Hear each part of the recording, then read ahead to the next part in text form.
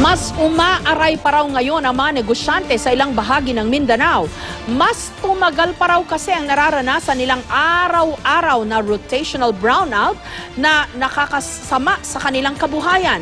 Pero tila malapit na raw matuldukan ang kanilang kalbaryo. Ayon sa Department of Energy, mababawasan na raw ang oras na walang kuryente simula sa susunod na linggo. May report si Cedric Castillo. Tuwing gabi, tanging mga ilaw na lang ng mga sasakyan ang nagbibigay liwanag sa mga lansangan sa Zamboanga del Sur. Kandila naman ang nagsisilbing tanglaw sa loob ng mga bahay. Ang kalbaryong brownout, mas lumala pa raw ngayon. 9 na oras na kasing walang kuryente rito kada araw.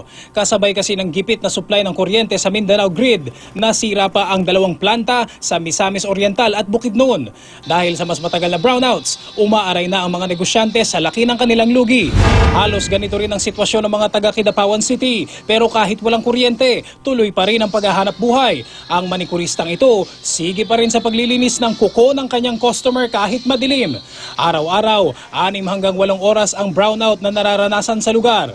Ayon kay Energy Secretary Carlos Jericho Petilla, inaasahang mababawasan na raw ang oras ng mga brownout sa Mindanao sa susunod na linggo. Mula sa average na 6 na oras, magiging 4 na oras na lang daw ang rotational brownout.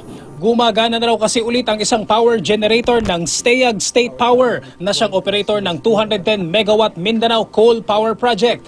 Pagdating naman ng Hunyo, inaasahang bababa na sa 2 oras ang brownout sa Mindanao sakaling magamit na ang isa pang unit ng electric generator ng Stayag. With the Stayag coming in, 100 megawatts, I know we have a problem with a diesel plant na 50 megawatts.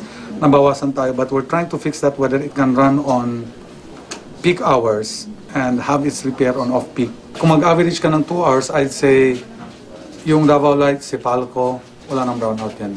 Sa pagpasok ng tag-ulan, ayon pa kay Petilla, tsak daw na mababawasan ang konsumo ng kuryente dahil sa malamig na panahon. Kasabay nito, inaasahang tataas din ang power generation ng hydroelectric power plants. Nilinaw rin ni Petilla na hindi sa buong Mindanao nagkakaproblema sa supply ng kuryente. Merong iba, walang brownout.